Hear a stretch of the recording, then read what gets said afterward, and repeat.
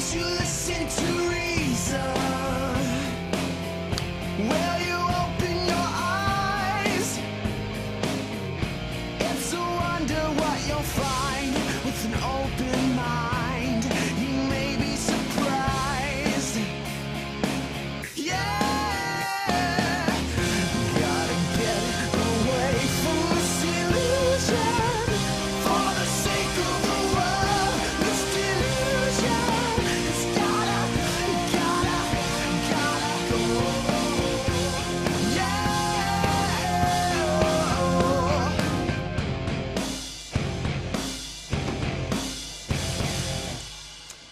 Hi, everybody, and welcome to the Atheist Experience. I'm Jen Peeples, and I'm your host for this episode, and with me today is Tracie Harris. Hey.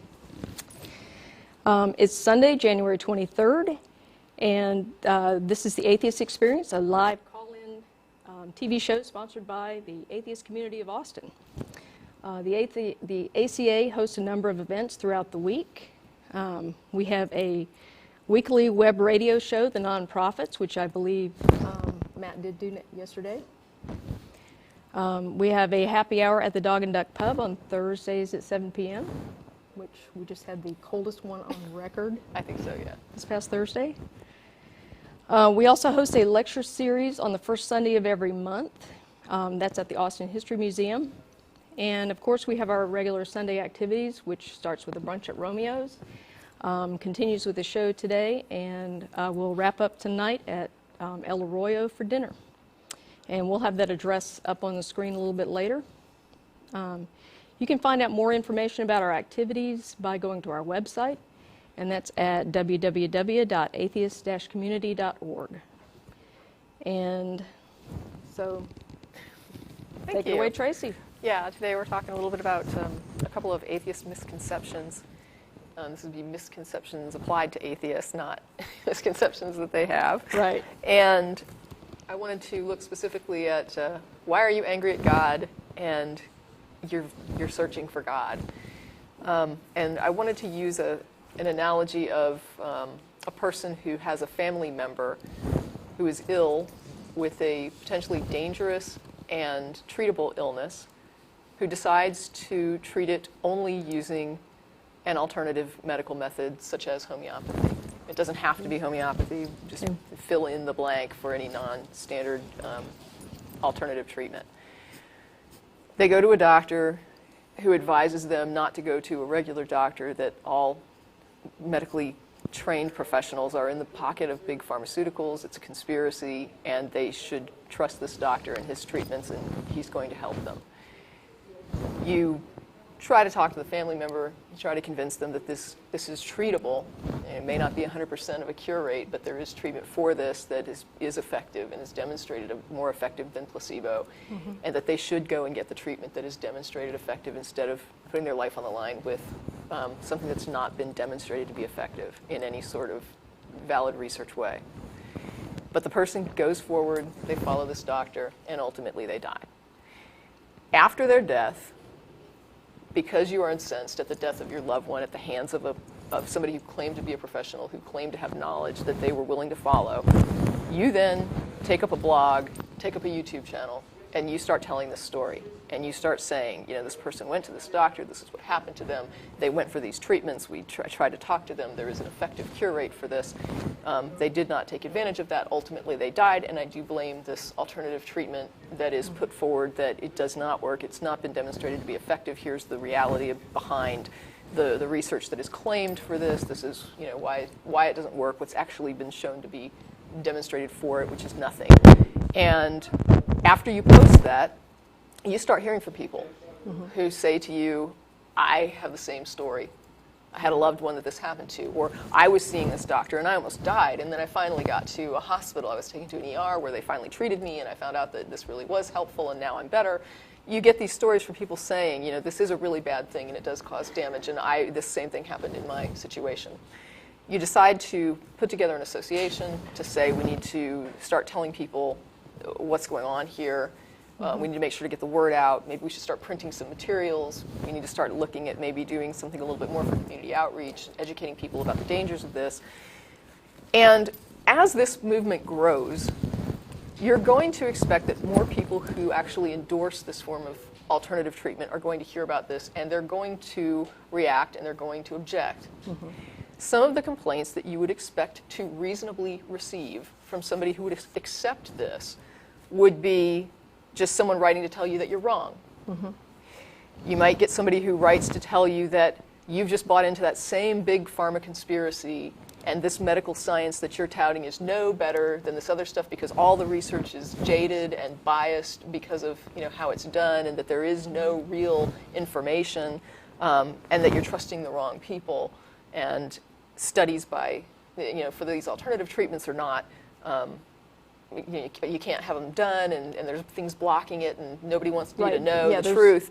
And so you might get letters like that, and you might get letters from people, you would expect to get letters from people saying, I went to a homeopath, or I went to this alternative treatment, and I got better, and I'm doing better now, and so I know that it works, and there's nothing you can say to convince me that this doesn't work, because I had this illness, I took this treatment, and now I'm better. And you can tell them that, sometimes people do, get better, have, a spontaneous,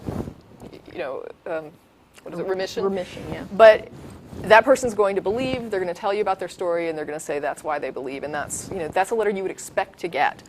And you might even, believe it or not, expect to get letters from people who actually agree with you that the alternative treatment doesn't work, but say, a lot of people have a placebo effect from it. It has this helpful benefit to it, and so maybe you should just lay off a little bit and let people take comfort in the fact that they're being treated for this illness, even if they're not actually being treated. And sometimes these doctors work in conjunction with a real medical doctor, and so we should probably, not be so down on this, and maybe just take it with a grain of salt that this sometimes helps people, and acknowledge that there's some help that comes, and some good that comes of this. These are all the types of letters that you would expect to get if you were starting up that type of an educational foundation. What I would never expect that you would ever get would be a letter from somebody who says, I believe that you're against homeopathy because you believe it works, and you're angry about the fact that it works. I don't know why somebody would think that you would advocate to put out information that something doesn't work. Now, I get the big pharma conspiracy and how, like I said, somebody might say that you've bought into a lie and that you're wrong in believing that it doesn't work. But for somebody to write to you and say, you believe that it does work, but you're advocating against it, and you're not the big pharma company, Right. you're not gaining from this. So you just simply are, I don't know, out to hurt people, I suppose. I don't know what your motive would be. But the idea that somebody would accuse me, who is not the doctor benefiting from the big pharma conspiracy, who is not the big pharma conspiracy benefiting from the big pharma conspiracy. I'm just a person whose relative died. I went to look at the research, and I couldn't find anything to show that this is real treatment. I'm trying to help people, and somebody's writing to tell me that I really believe that homeopathy works, but I'm just trashing it because? Yes. Because I'm pissed at it that it works. I mean, that makes no sense. And additionally, I would be surprised if I got letters from people saying that I was actually in favor of homeopathy and trying to prove that it works, and that I was somehow manifesting that as being against it and trying to discredit it. That makes no sense. Part of the confusion about you hate God that I hear come up, and it can be frustrating, because sometimes when you're in a dialogue, you will encounter a communication that you know that in any other context but theological context, you would not be having this conversation. And that happens when you use a hypothetical, when you're talking sometimes to theists. And they'll put forward some model of God. I believe in the God of the Bible. And you'll say, well, the God of the Bible was a horrible monster who killed all these people, and the Amalekites, and the laws against homosexuals, and the laws against adultery, and the laws against, and you list all these horrible things, and then they'll say, oh, well, see, you're just angry at God. Yeah. And it's like, no, you put forward the concept and the model of God, and I was simply adopting that concept in order to say, if this were true, I would have some concerns about this model of God, because this model of God is monstrous. People routinely in dialogues adopt hypotheticals in order to respond to a claim. If someone comes home and they say, I was abducted by aliens. You're not going to initially believe that, and you might be like, calm down, what happened to you? And as they start to explain, you might start trying to find problems to help them realize they weren't really abducted. I don't know what happened to you, but if you were abducted by aliens, don't you think somebody would have seen? The fact that you go with their claim and start making hypothetical, speculative statements about it doesn't mean that you have adopted the belief. Well, and actually, this whole idea of taking someone's claim at face value initially is all part of the scientific method. Someone proposes some hypothesis, and we say, okay, if your hypothesis is valid, I would expect to see the following pieces of evidence. Correct. It doesn't mean that you've accepted that. Right. It's part of the process. Right. We had an issue with, I think it was Noah's flood, where somebody called us. And I was saying, Yeah. well, if there was this global flood, I would expect to see a stratolayer where you have all the animals Right. in the same fossil record, like all the way around the planet at the same level. Yep. It's not me saying that I believe it and that we should start digging tomorrow to find this stratolayer. Yeah. I don't care if people do want to go search for it, but the fact is I'm just putting forward an if-then statement. If your model is correct, then this is what I think about it. We do it all the time. Nobody gets confused and thinks that you believe what you're arguing against. So the fact that it comes up in conversations with theists so often as a point to demonstrate that you actually believe the thing that you are countering, I'm sorry, I can't believe it's an honest statement. Yeah, I'm just going to call I it agree. disingenuous. Nobody is that naive. This is a tactic that is so common in conversation and in debate and in dialogues and in daily conversations with anything that you disagree with, that I cannot reasonably give somebody the benefit of the doubt that they are so unfamiliar with this line of response that they would confuse it with adopting the position that you're arguing against. I can't. You're not being honest, or you're not being reasonable for some reason, where outside of this realm you would be. I don't know why it is. I'm not proposing why it is, but that's how I see it, and I don't see a point to wasting time defending something that is so silly that it shouldn't require a defense. And that's part of why I wanted to do the program on this, because I just feel like this needs to be put to bed. Not that I think that this program would put it to bed, but at least I would like to have it out there that this is ridiculous, that theists ask us to respond to such stupidity. And if you are a theist that puts forward this kind of stupidity, you're wasting everyone's time. And I think you're wasting their time personally, because you don't want to defend your position, and you would rather throw up something stupid to get the atheist to go over and run after that ball, so that you get the pressure off you to have to demonstrate that there's any validity to your claims whatsoever. My theory. Yeah. My hypothesis, whatever you want to call it. I agree. I think attributing motives that are clearly not applicable, and emotions that are not applicable. I think you're going to touch on one of these here in a minute. Sure. I think it's a dishonest debate tactic. It's designed to basically divert attention from the fact that no evidence has been presented to support a God claim. Right. And someone did bring up, they were like, it's such a script. Some of these apologetics are such a script that it's not so much that the person that's saying it understands that they're lying or understands that they're being dishonest. Yeah. It may just be like a thoughtless thing where the script comes out and they don't even think about it. And I said, to me, that's sort of like a hairline between you abuse your child or you're criminally neglecting him. It doesn't matter to me. The point is that you're saying something that is so silly that it ought not to be said. And if you would give it a moment's thought, you could save everybody an hour's worth of arguing. So just don't even go there. Well, and that's the thing. I think that many of the times the theists that present these non-arguments, they're not trying to be deliberately disingenuous, but they have just never thought about it very much, and that's criminal. I mean, you're asserting this is true. In a metaphorical way. You're basing. We don't mean that it's truly criminal, that people should not think. I mean, clearly a lot of people would be put away, and there'd be times I'd probably have been cited myself. So. But no, I mean, it's you've got this set of beliefs that you base your whole life on.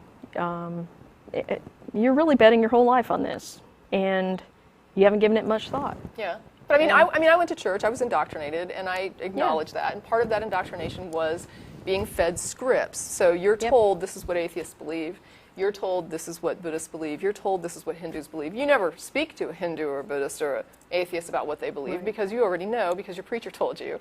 And what they're telling you, everyone else believes is not correct, so that when you get into a dialogue with these people, there's a lot of time and energy spent on the other person having to explain to the theist what they actually believe, because what you were taught in Sunday school that all these people believe, it's not what they believe. The Buddhists do not worship Buddha. Yeah. You know, it's just not what it seems. And what you've been told, though, is what you believe is accurate. And so the responses that you've been given, because you're fed those too, this is what the Buddhist believes, and this is what's wrong with it. This is what the atheist believes. This is what's wrong with it. The problem is that that's not what the atheist believes. It's a straw man of what an atheist believes, and then it's a response that makes the atheist look silly because you were given this silly model of what an atheist actually thinks. And so you think to yourself, how could an atheist be so stupid? And I understand that because you're presented with a model of atheism that only an idiot would, you know, be an atheist. But that's not what atheists think. And so instead of approaching them assuming that what your preacher told you they believe is what they believe, it's probably better to go to the individual atheist and say, can you please tell me what you think about God claims? Let the person tell you what they think and listen to what they think. Don't get what they say into your head and then translate it into what your preacher told you, because that happens too. Listen to what the person tells you, because I guarantee there's an indoctrination filter going on in your head. And if you can't see past it, you're never going to have a productive dialogue. So if I support that X is something I actually would like to demonstrate is true, discrediting I don't think makes any sense. Right. And if I hate it, like if I hate God, then I'm not an atheist. And you simply don't understand the term atheist if Right. you're putting forward that atheists hate God. You're either saying that you don't believe the person thinks what they're telling you they think, or you don't know what atheist means. But atheists cannot hate God. That is like, it's a nonsensical statement. A person who does not believe in something cannot hate the thing that they don't believe exists. And now you can hate the concept of it and what that does to people, just like a person can hate that homeopathy could be harming people without believing that homeopathy actually works. Okay? It's harming them by making them not get the treatment that they would normally get. It's not, necessarily harming them because water is hurting people. So if it comes down to an inability, I guess, to understand what the atheist is actually promoting that they think, and you're not willing to actually listen to them, but my advice to the atheist is just stop the dialogue at that point. You're dealing with somebody that doesn't hear you, that can't hear you. The indoctrination is too deep, and they are not going to, the dialogue can't be productive. I just don't believe that it can, unless they can understand what you're saying. It's sad if you're in a position where you have to point out that not believing in something precludes hating it. It seems silly to have to point it out, and I want to say right now that, feel free to tell them that they're being silly, because it is so silly that it deserves a reprimand. And I was hit, I guess, with the idea that somebody had put forward the idea that sometimes we question people's reasons. So a person will put forward something, and then they give these reasons that they are sincerely putting forward, and yet you can see that the reason is flawed. And you can point out that the reason is flawed. And it's like, they were like, don't we do that all the time? Like, for example, the example that they gave on the blog, it doesn't matter if you agree or disagree with it, it was simply an example that was put forward, was they were saying Republicans will put forward trickle-down economics, and they will say this is why we shouldn't tax the rich. And they were pointing out that they believe that it was demonstrated that trickle-down economics doesn't work, and so we know that this thing they're putting forward, they don't believe. And I said, but we also know that the base thing that they're defending, don't tax the rich, they absolutely do believe. So it doesn't matter if the apologetics or the reasons you're putting forward are not sincere. That's a different statement. I'm not going to say that it doesn't matter if you're not sincere. It does. But as far as this dialogue is concerned, what I'm talking about is what you're claiming at the base of what you're defending. So in other words, the Republican who says, I don't think we should tax the rich, and I don't think we should tax them because I believe in trickle-down economics. And even if you could demonstrate that they were absolutely knowingly lying and they accepted that trickle-down economics doesn't work, and they were just trying to lie to people to avoid taxing the rich. The point is, they still believe the rich shouldn't be taxed. Right. And the convoluted reasoning for that is irrelevant to the fact that they do believe what they're saying. They believe as far as what they're claiming their goal is. Just like the person against homeopathy could have all these weird reasons that somebody thinks they could discredit, but at the end of the day, they still believe homeopathy doesn't work. And when it comes to theism, we do the same sort of thing. I mean, there's a whole lot of theistic arguments that, atheists will say this is not a valid argument. And sometimes you can actually get the theist to acknowledge the invalid nature of all of their support, and they get to the bottom of the list and they say, it doesn't matter, I still have faith. I mean, we've all been there. We've all heard atheists get to that point where they're saying, I still believe it anyway. It doesn't matter if my reasons don't hold up. At the end of that, I don't say, well, since you agree that your reasons don't justify the belief, I don't believe you believe it. Absolutely, I believe they believe it. It doesn't matter if it's unsupported. If they're saying, I still think a God exists, I accept they still think a God exists. I don't tell them they don't believe it because I think their reasoning is disingenuous or even erroneous. And so with atheism, I expect the same courtesy of somebody saying to me, even if you think that my reasons for not accepting your claims are not valid in your opinion, or not valid in reality, if you think it's demonstrably not valid, to say that I don't actually not believe your claim is ridiculous. It is just ridiculous. It's pathetic that it even requires a response. I am just tired of responding to certain types of stupidity, and this is just one of them, two of them, I guess. Yes. And it looks like we've got some calls. Yep. So why don't we go ahead and go to calls? We've got, okay. And Mike in Austin, you're on the air. Hello, I am from the Austin Stone. I'm sure you know the church. Okay. And I welcome you to join it. We've got a great church, and we're pretty much by the book. And I've helped many lost souls find their way, so to speak. Yeah. We're not lost. Don't have a soul. Wait, is this just a call to advertise your church? Well, I just wanted to start off by welcoming you to join, if you want. Well, thank you. It sounds like you obviously don't belong to one now, do you? No, you're right. You're right. We don't. But thank you for the invite. But you did one time, didn't you? I did. Yes, I did as well. So you didn't feel any warmth when you sang the hymns or listened to sermons or anything? Yeah, I did. I did. Yeah, but that has nothing to do with whether I the came to the theology is conclusion true or that not. feelings are not God. Yeah. So why exactly did you quit? Well, I quit because I did a lot of research into how the Bible came to exist, and also into church history, how the church came to exist. And when I realized that, in my view, I couldn't find anything to substantiate that there was a hand of God involved, I began to question the authority of the church and of the Bible. And at that point, I stopped being a Christian, but I maintained theism for about another 10 years while I searched to try to find out then if the Bible is a man-made book, and if the church founded upon Jesus is based on that Bible and it's a man-made institution, then what really is God, and what would God want me to do? And so I aimed my search more toward just putting my life in the hands of whatever God was, that he would show me what was required, what I needed to do, just lead the way and I will follow. I'm searching. That went on for about 10 years until I came to the conclusion that if God is everything, pretty much that's pantheism. So I thought I was a pantheist for about a week. I guess I was a pantheist for about a week, and then I said, this is kind of ridiculous. It's the universe, and so we have a name for it, and God and matter are not the same thing. Material existence is material existence, and if that's what I'm calling God, then I might as well just say I'm an atheist. Well, it seems to me that you can be a non-believer, but it's another step if you want to make a show and say you're an atheist and start to say these bitter things. Well, why? What have I said that's bitter? Yeah, why do you think we're bitter? Well, I mean, just the general tone I get from you is that you're actually mad or angry with God. Gosh, we just had oh that my conversation. goodness! Is this a joke? Are you a Poe? Is this a Poe, or are you for real? Are you calling just to pull our legs, or is this a serious call? This is a serious call. Okay, so now wait a second. Do you understand that an atheist does not believe a God exists? Do you understand that?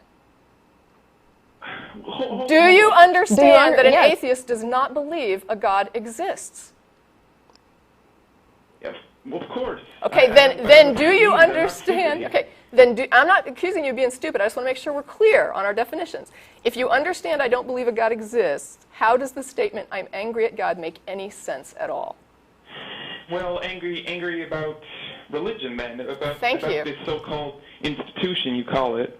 It is an institution. I mean, even if you believe God produced it, it's still an institution, right? I mean, it's institutionalized. Well, for you sure. said yourself that you felt some warmth when you went to church, that it just wasn't for you. But why do you have to make a show and say these things then? Well, did you not hear the example of the homeopathic remedy? Did you hear what I just talked about? If not, I'm happy to repeat it. I mean, really, if you were on the phone and you were on hold and you weren't really hearing it, that's fine. I'm happy to give you the example again. But the point is, I said that there would even be people that don't believe in homeopathy that would write to you and say, well, some people are helped just because they feel better because of a placebo effect, so why are you bitching about homeopathy? But the fact is there's a lot of people harmed by homeopathy. Well, and who does the church harm? Who does the church harm? Are you kidding? We have, first of all, Christians in Nigeria who are killing their own children because God said to not suffer witches to live, and they believe their children are witches. We have Christians in Uganda who are passing laws they wanted to execute homosexuals as a crime, but now they've made it life in prison. We have Christians in Africa that are missioning and telling people in AIDS-ridden nations not to wear condoms. We have Christians here in Austin, Texas, who don't think that a woman should have a right to choose, that are down on women's rights. We have Christians across the U.S. who are trying to trample the rights of gays, who are trying to keep them from... I personally find it a bit insulting for you to say that my church is bad people. They're good people at my church. We didn't say... When did I say that your church is bad people? You asked me to give you examples of the harm that religion causes, and I just listed some. You don't think there are atheists who do bad things? I could tell you about them. How would that make you feel? Wait a minute. Well, you no. didn't ask me to provide examples of that. You asked me specifically for examples of the harm that religion causes. You asked for that, and I provided it. How is that offensive to you? Well, I didn't do anything wrong to anyone. In fact, I think I'm a pretty No, good no one didn't said you ask did. me to give you examples of wrong you've done. You asked me to give examples of harm that the church has caused, that religion has caused, and I provided those examples. How is that a problem? Well... Why should that offend you? Why did you even ask for examples if getting those examples was going to upset you? All right, then. Well, I just... Why don't you just have someone like Dr. Craig on your show? Why do you always beat up on random people who call in? Why don't you have some actual theologians on your show? Who am I beating up? Stop. We're not beating up anybody. I'm answering your question. And listen, there are however many religious shows on public access television and network television. And there's this one atheist show here in Austin, Texas. Why should we give airtime to a professional apologist? Because they're actually educated on the subject. So you might actually have a challenge. I think you guys are too scared to have the serious guys on. None of us are professional atheists, whatever that would entail. Okay? We're inviting people to call and tell us what they believe, why they believe it, and why we should believe it too. Right, but the other point, I want to just reiterate what Jen said earlier, because I want to make sure you heard this. There are hours and hours and hours of TV and radio and in doctrinal institutions around the globe going nonstop promoting religious indoctrination and religious belief. And I really think it's ridiculous to get upset at a 1-hour atheist amateur program that's put out weekly by an educational foundation here in Austin that's really just about putting out information on atheism. You think that 1 hour dedicated by a bunch of amateur atheists, producers and cast and crew is really that intimidating to you? It's not intimidating. It certainly bothers people. It certainly bothers you. Church. It bothers you? Yeah, but I mean, look at all the airtime you've got. I mean, for one billboard we put up in Austin, how many religious billboards do I pass every day? No wonder we have more shows. We're about 99% of the country, really. No, you're not. There's, no, I think, no, what no. is it, like 80% religious, and not all of that is Christian, but it wouldn't matter. Yeah, I don't doesn't care. matter. The point is, you have all the airtime, all the radio time, and we have a 1 hour you know what it reminds me of? There's a parable actually in your Bible that reminds me of this. It's the one where they give the example of the guy who has like 100 sheep and his neighbor has like one little pet sheep, and the guy with the 100 sheep goes and steals his neighbor's sheep and slaughters it. And it's like, wow, you couldn't really deal with like the guy having one sheep. That was like freaked you out that your neighbor had one sheep, even though you had 100. And it's like that's kind of what you're doing. You've got like all the airtime, all the TV time, all the money, all the resources. I mean, you've got people handing you 10% of the tithe. I mean, you've just got them coming in throwing their money at you. And yet this 1 hour show we have no budget, Yeah. and it's like nothing. And we should have Christians on to promote Christianity, really. Does that seem reasonable to you, honestly? If you want my honest opinion, I think you guys are scared to talk to serious people about this. You'd Are rather you serious? Just beat up on some clueless guys and then That call us, like the pat each other on callers, the right? back. Or the clueless ones. No, we invite people to call and defend their beliefs. Anybody can call us. And anybody can call us. We're on the show every Sunday. We let you So, call. I mean, feel free to, and we're letting you talk about whatever you want. Yeah, any of these professional apologists are welcome to call at any time. Well, Consider I an guess invitation. I just want to say that I think a lot of the things you guys say are wrong. Well, so I would expect that from a religion, theist. and I would just, for example. Pardon me? For example. Well, that there's no God, I guess, would be the start. If you're an atheist, then right off the bat, we've got a bit of a problem. Well, yeah, but that's an easy problem to resolve because all it takes is a demonstration of a justification for your belief. You use really big words when you Okay. talk. I'm sorry. It sounds a little... Okay, I just want you to demonstrate to me that your belief in the existence of a God is justified. Well, why do I believe in God? Well, there's evidence for God everywhere you look. Like? I mean, as? just on the news lately, we had a national tragedy. Someone got shot through the brain, That's and they horrible. survived that. And wait a minute, wait. what? They got shot and they... Representative Gifford Right, got shot right. through the brain. Right. The doctor said it was a miracle she even lived. She got shot So through the you don't- brain, you and don't she think- is still alive, and she looks like she will actually get back to normal. What about the 9-year-old who died? Yeah. Well, you just look on the news, and the president said she's up in heaven, and you want to tell us you want to jumping in rain puddles, he said, and you want to tell people that it's just lights out when you die. So the president decides who's in heaven? Yeah. He said she's jumping in rain puddles up there. Did he see her? I mean, how does he know this? Well, you want to tell us that it's just game over when you die? No, I'm just asking how you We're know asking this. how What you is know the this? justification for claiming she's in heaven? And even if she is in heaven, is that a justification for someone shooting a little girl? Is that part of the miracle? Was that a 9-year-old got killed? It's a miracle that Representative Gifford survived. Right. Imagine you got shot in the head. So Do you the think you'd have a good chance to live? Right, the plan was about killing several people so that God could show his beneficence in making somebody go through rehab after getting brain damaged from a bullet through the brain. That's your miracle. You don't think that's a miracle? If I someone think it's an survived a extreme gunshot to the head? tragedy and that it's fortunate that not everybody was killed. But I don't think it's a miracle that somebody survived and is now having to go through rehab and she can barely, I don't even know if she can speak yet. Yeah. I mean, the this doctors is don't know somebody's that. But brain it's a damage. miracle she's even alive. She's brain damaged you- and people are dead. And that's exactly what I would expect to happen at an event where somebody shoots into a crowd. I don't consider several people shot dead and one person brain damaged to be proof of God's miraculous powers. Let me ask you something. How do you define a miracle? What's your definition of a miracle? A miracle is the way God shows us No, He's no, no, real. no. It's something that could never happen without God. So people never never happen without people God. never survive A getting shot shot to the in the head without God.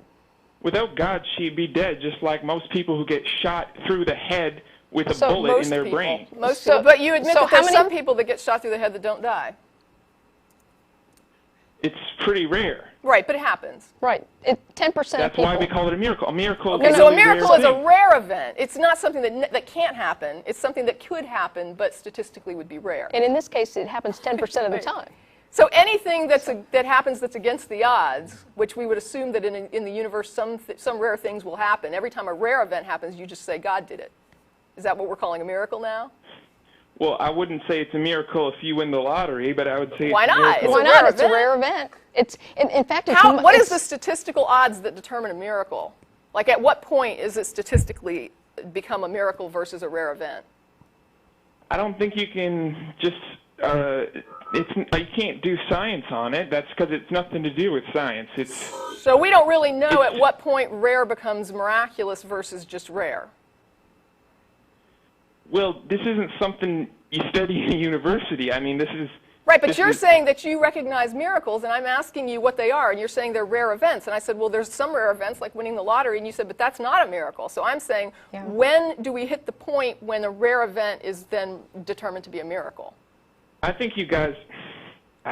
you guys are playing dumb with me. I think you know exactly what I mean when I say No, a miracle. no, we don't. I don't know what you mean. No, I want to know. I'm asking you, how do you know how do you differentiate the rare medical survival event from a miracle? You mean if someone survives cancer? Right. I guess that's a miracle if they survive a deadly disease. But do you believe that there is such a thing as natural remissions that can occur? Like, for example, if you have rats in a lab and some of those rats have cancer and they have a natural remission and survive, are you thinking God is saving those rats, or do you think that there's sometimes a natural remission? Oh, I understand the question now. Right.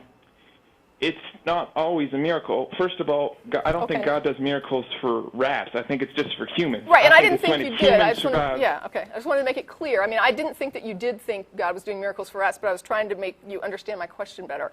So my question is, when you see somebody survive cancer, how do you tell the difference between a natural remission, like what we would see in a rat, which we would assume would also occur in humans, versus God fixed the person? Well, obviously, it's just a question of what you believe. I mean, no, it's not. It's a question of what you're claiming. You, if God did it or if it was natural. So the doctor can't tell if it's a natural remission or a miracle. But then, how can you tell? Well, it's just I believe that when these things happen, it's God's work that He does. Except that sometimes you think it's just a rare event.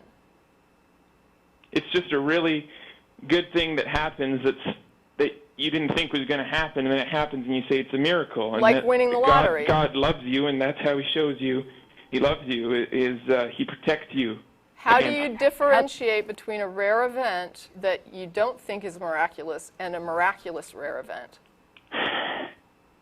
I guess you can't really. It depends on different people.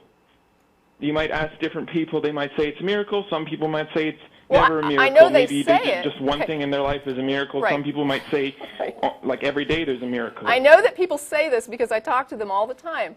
What I'm asking is, where's their justification when they say it's a miracle, when they're also acknowledging that sometimes rare, fortunate things do just simply occur? So when they're saying, I've determined it's a miracle, I guess I'm asking, where's their justification when they're telling me this is a miracle? Well, maybe there is no real justification. That's my point. There you go.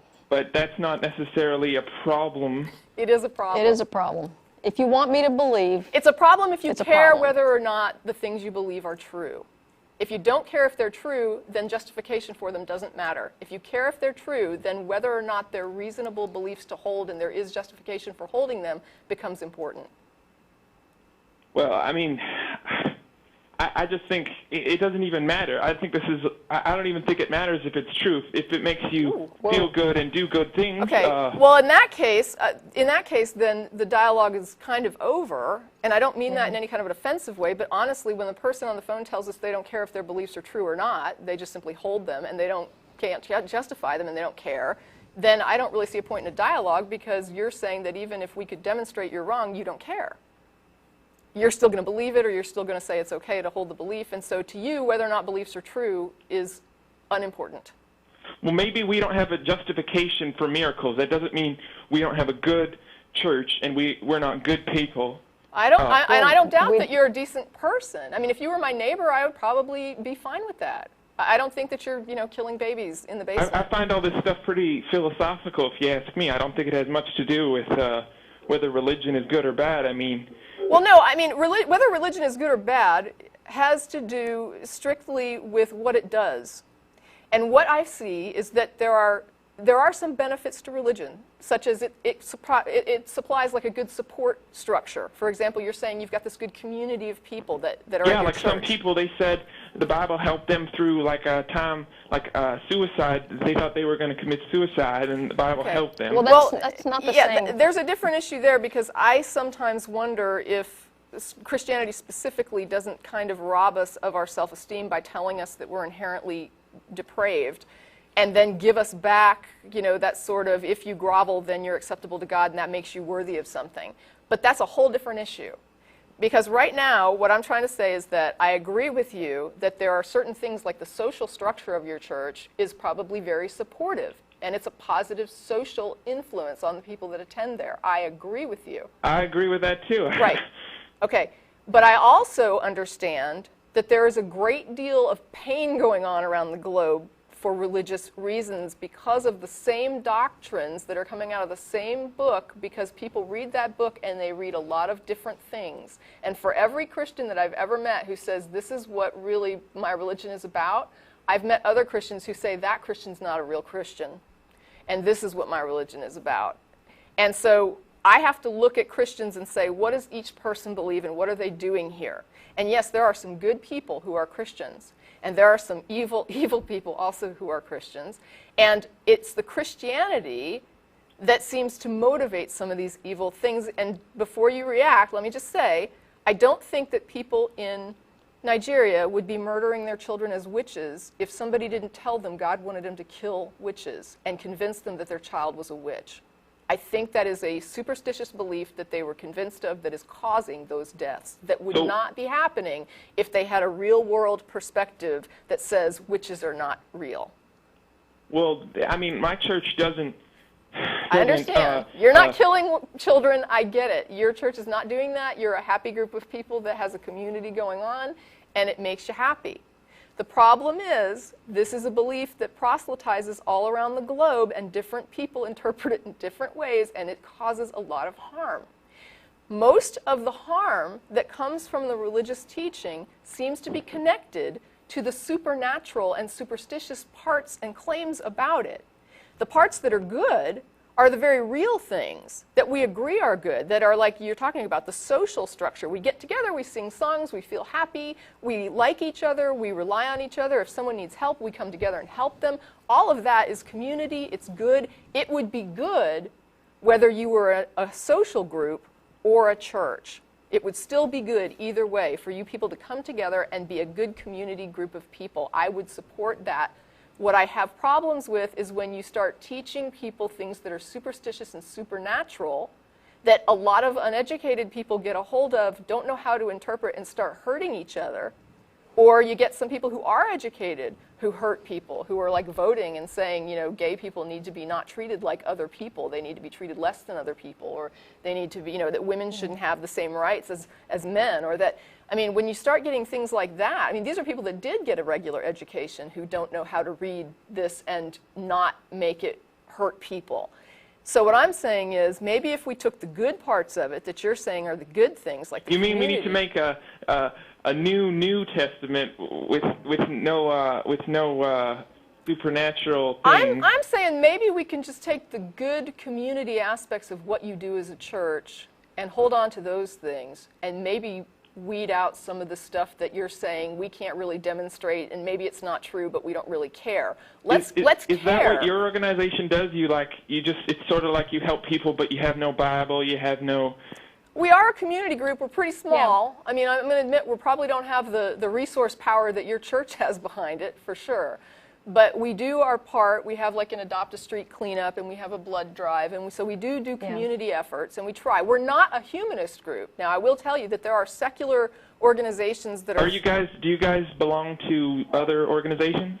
Yeah, there's like the Coalition of Reason, which is like a national arm that we just had a partnership with, I guess. Yeah, we have a local coalition. So I mean, the Austin there's a little bit of Coalition. networking. But the thing is, what you're describing would be like a humanist group, or even like a Unitarian Universalist church might be more along those lines of Right. like a group of people who are really getting together to do like a sort of almost secular.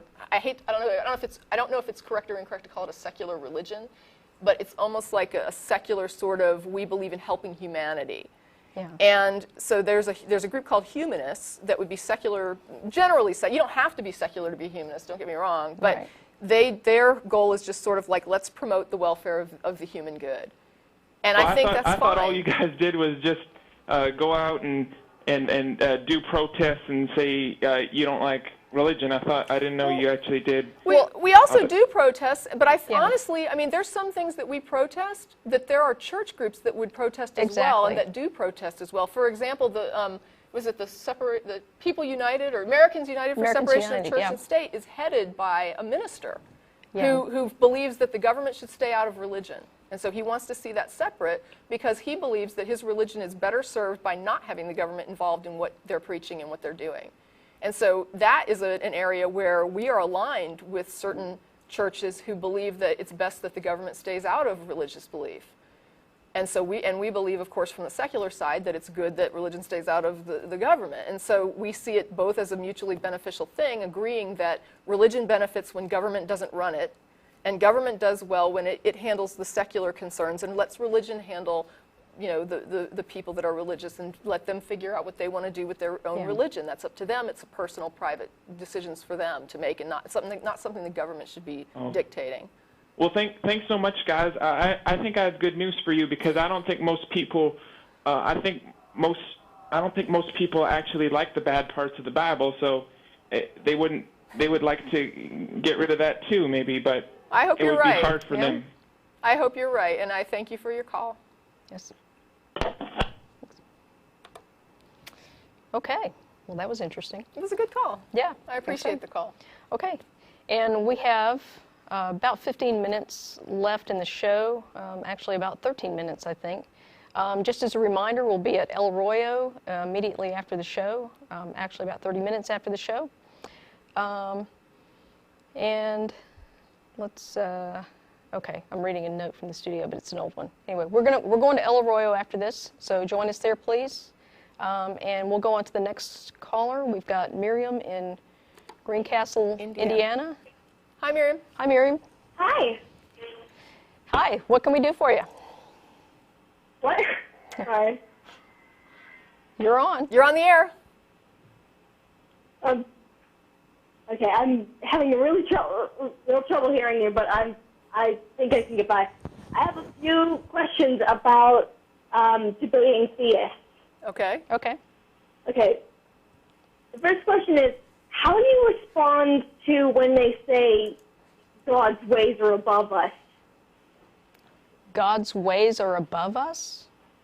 Yeah, I've heard, I haven't actually debated a theist myself yet. I hope I will get to, but I've watched a bunch of videos, and a lot of the time when the atheist tries to use logic, the theist says, well, we don't understand God's ways because they are above us or whatever. How do we respond to that? The way to respond to that is to point out to them that means that they can't make any coherent claims about their God.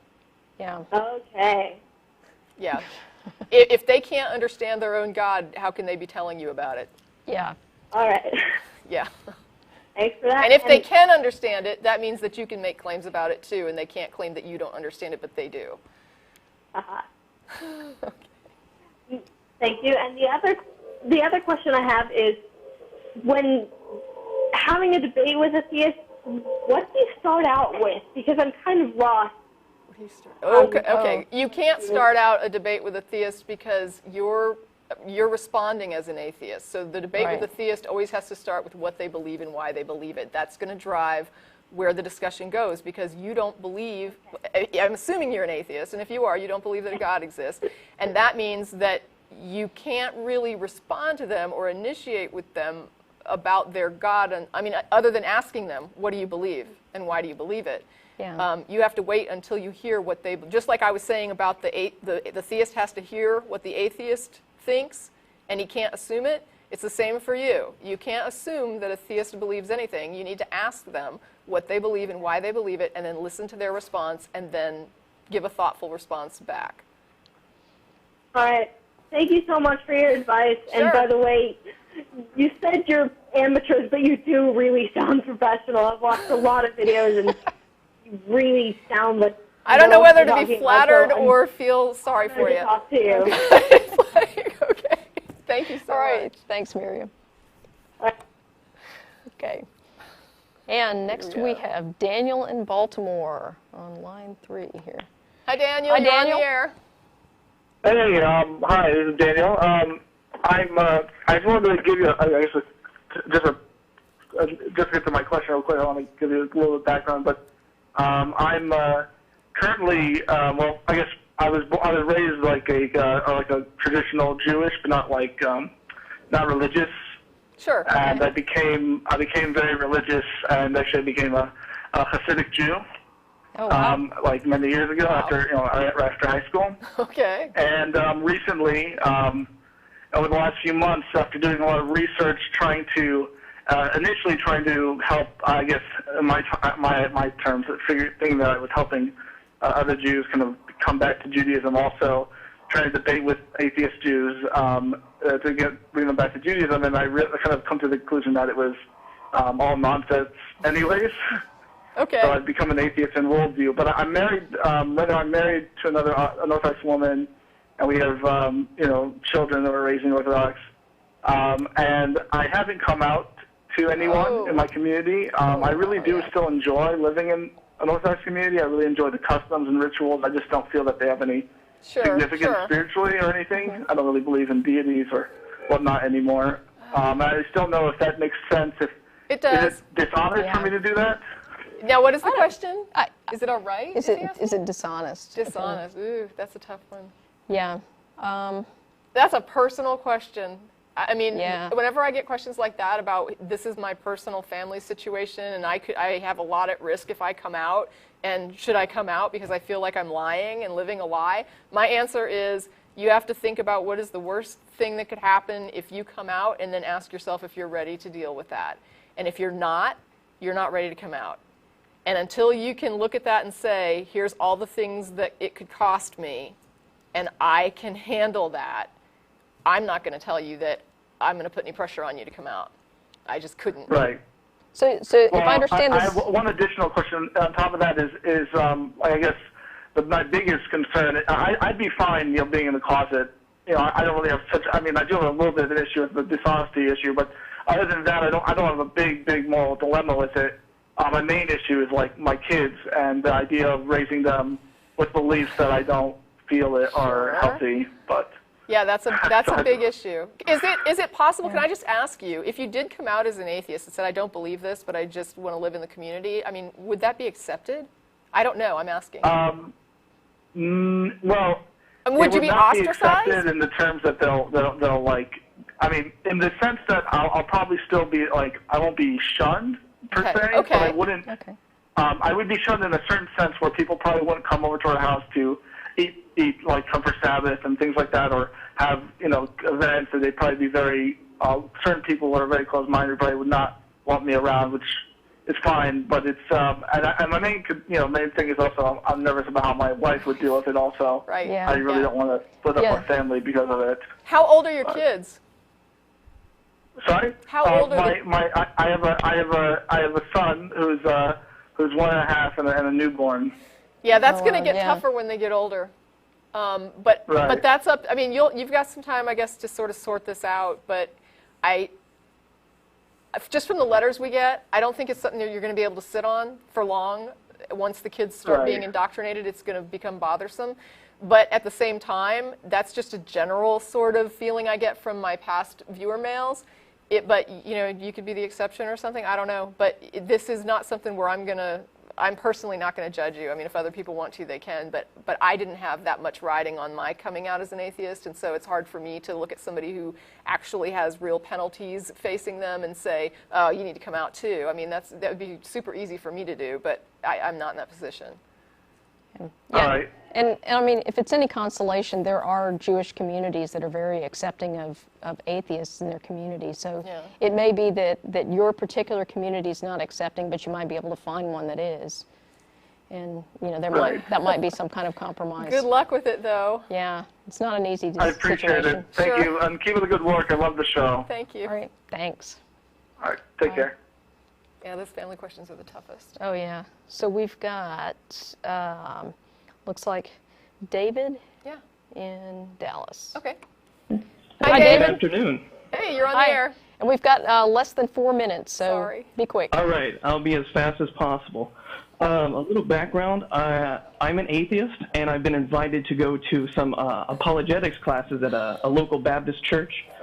So I thought, okay, I'll throw a wrench in the gears, make them think a little bit. And so my question is, I want to know what you think would be the best thought-provoking question that I could ask at the end of the lecture, other than, and I have some things written down, other than other gods like Mithras and Osiris, and other than... I'd stay away from that. Yeah, do stay away from that. Because most of the references to that get it wrong. Yeah, there's some bad research mixed into some of that, so I wouldn't touch that I wouldn't do it. Actually, I would recommend some reading material for you. Bart Ehrman's books in particular are very good, including Lost Christianities. That might open some possible avenues of questioning for you. And also, Richard Carrier's got a book out called Not the Impossible Faith that you might find interesting. And so those are some resources, and there's probably a whole bunch of other stuff that's pretty good out there. But those are some references I think will... One thing I'm going to say that to bear in mind is don't underestimate the power of the Old Testament. A lot of times the modern Christian will say we're no longer under the Old Testament. That's not the point. The point is Jesus praised the Old Testament and said that it was divine and that it was from God and that it was good and right. And the question is, do they agree with Jesus? Because that law contains a lot of heinous crap. And so if you go back to the Old Testament and you say, your God told people for centuries to stone gay men to death, and Jesus said the law was good, do you agree? It doesn't matter if you're under it anymore. Do you agree that this was good? And that's kind of the point. And with that, we got to go. We got one more caller we got to take. So anyway, David, if you want more information, write to us on the TV list, and we'll get you some more information. Thanks for calling. All right, thanks. you. And Matt, you are on the air. Hey, you didn't actually have to take the call, but thanks. Quick notes. I was sitting here watching the show, and I wanted to thank Jen for filling in at the last minute for me, and also to remind people that Jen will be on next week with Don. And I had to call because I was cooking dinner and listening and kind of cheering you on the whole time. Tracie, the call with Mike, I think, is probably one of the best calls and the best handled calls we've ever had in the history of the show. Thank you so much. Yes, good job. I'll be surprised if it's not uploaded as a clip, before I'm done talking. Okay. So, that's all I had. Great job. Thank you so much. All right. Thanks a lot. Okay. Feel better. All right, and we actually have time for, we've got... Do we have after show? Do you want to do after show? I can. I don't know with the studio. Yeah, I can do it. If we so hold on if you're on the line. Don't think that we're going off just because we... So we've got the crew. Thank you for that's all your on hard the screen. work. So give them some love, and we will be back next crew. week, same time, same place. And next week it'll be me and Don back here. Finally got it. Yeah.